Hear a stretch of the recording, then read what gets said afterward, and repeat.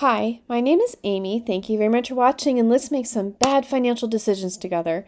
This is for entertainment purposes only, so if you're entertained, please like and subscribe. I would really appreciate it. So now that the season of thanks is over and we are finished giving to others, let's focus on ourselves and getting rich for ourselves. 2025 edition. These are the ETFs that I believe that if you start investing in these now, you will be richer in the future. So let's start with UPRO. This is the 3x leverage of the S&P 500.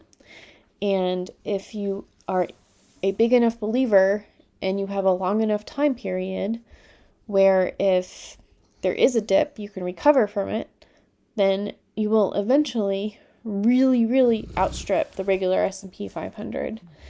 And I do like the leveraged S&P 500 in the cases where I'm really into high income ETFs, which I view as being like a 0.75, less than a 1% leverage because the upside is capped.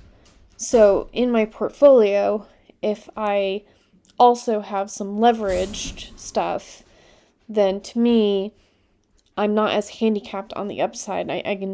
My overall portfolio will still grow in line with the S&P 500 or, outperform it, hopefully. But other than that, I do like UPRO. I also like saying UPRO, so there's that. Now, on the same vein, I would also recommend SSO, which is the 2x leverage of the S&P 500.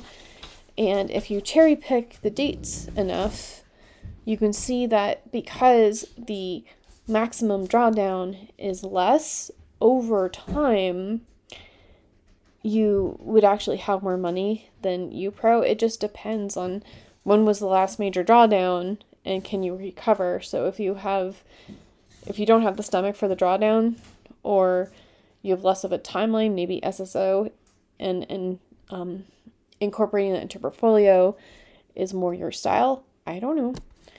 But that brings us to VOO. Yes, just invest in the S&P 500.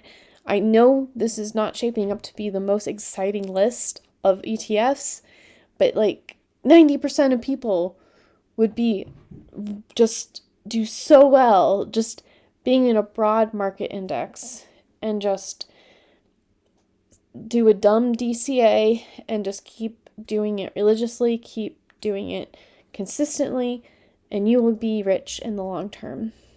So, and you can see here that from 2010 to now, VOO has actually outperformed SPY, and that's because it has less of an expense ratio. So if you're not doing options, then I would recommend VOO because you'll have more money because the expense ratio is less. But if you're trying to do options, SPY is better for that.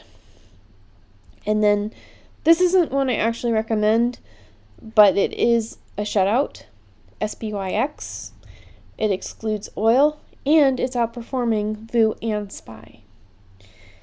And so you might be clicking off the video by now because this is all the S&P 500. But look, I do not know you. I am not your financial advisor, but I do know that it's irresponsible to be recommending a bunch of high volatility, high risk things that we don't know in the future is going to pan out. The S&P 500 is the market. It's really hard to go wrong with an S&P 500 recommendation. So SPMO is a momentum type ETF. It's not exactly leverage, and there are circumstances where it will do worse than VOO. But so far, since 2015, it has actually done better than VOO and SPY. It's just because it cherry picks the companies from the S&P 500, and they pick the ones that show the most momentum. Which, since SPMO has been doing good, it makes me think that 5E and FEET from YieldMax will be doing pretty okay because momentum is a good indicator for how well a stock is going to go. And then finally, we have XDTE.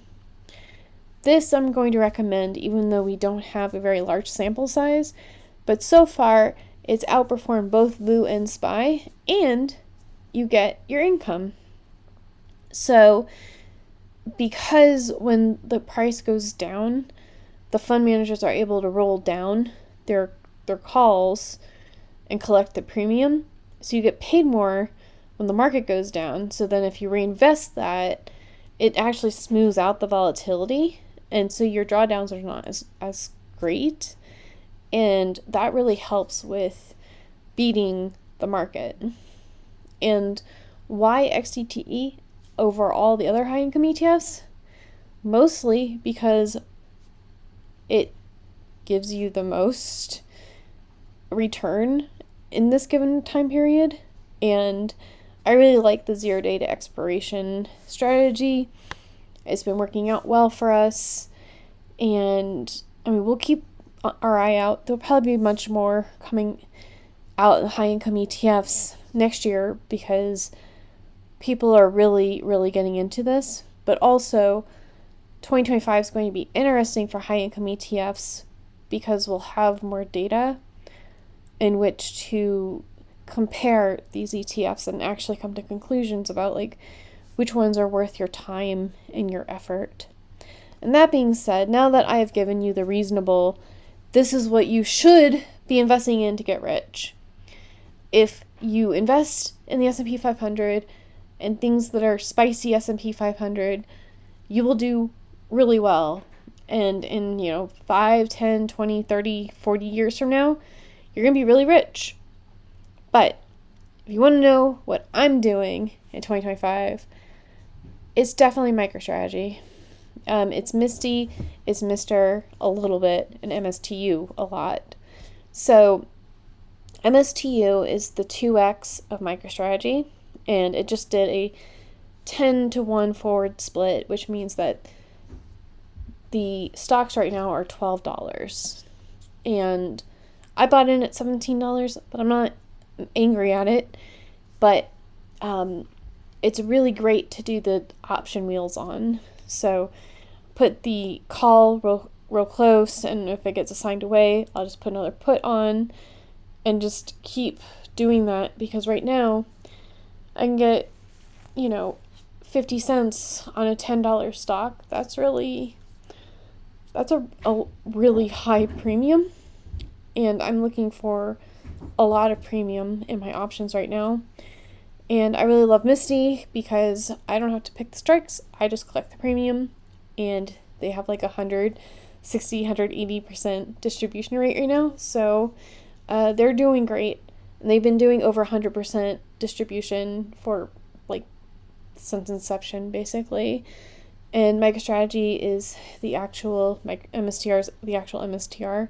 So there's no going wrong with, investing in MSTR. So I do think that there's a time limit. Like, I'll probably get caught flat-footed, I'm not going to lie, with MSTU, and I'm going to lose at some point. But I think in 4 years, it's going to be popping off again. Like in in like 2.5 years, it's going to be an amazing stock again. So I don't mind getting caught in it this cycle. I've made peace with that. Misty, I think that hopefully Bitcoin will continue this momentum and volatility until all my Misty is paid off. And then I don't mind it being a loser for the next however long, because it'll be house money. And hopefully MicroStrategy and Michael Saylor has really disrupted the market enough that it's not just going to be dead. Like, the winter's not going to be dead. There will still be interest in trading, and it'll still be a fine stock to own during the winter. But next halving and the year after that is going to be pretty wild.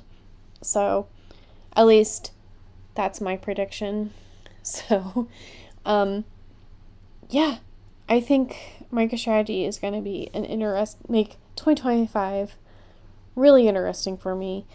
But if you want my real opinion is that you can do really well with just the S&P 500, and it's not the most interesting or the most exciting, but if 95% of your portfolio was S&P 500 related and 5% in MicroStrategy, like, you'd be doing super well.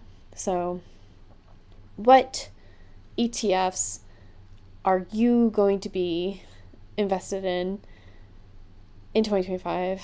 And I will talk to you later. Bye.